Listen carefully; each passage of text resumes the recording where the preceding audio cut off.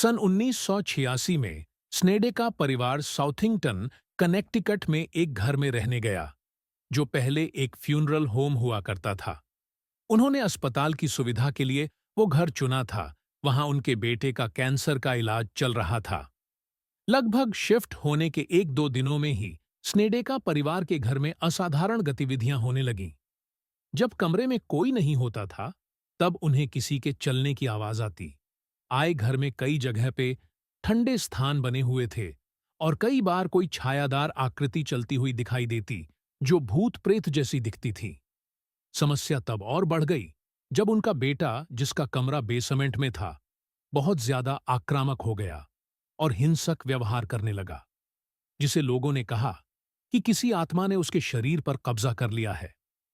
परिवार का दावा है कि उन्होंने वस्तुओं को अपने आप हिलते देखा है, छायादार आकृतियां देखी हैं और यहां तक कि उन पर किसी अदृश्य शक्ति द्वारा हमला भी किया गया है।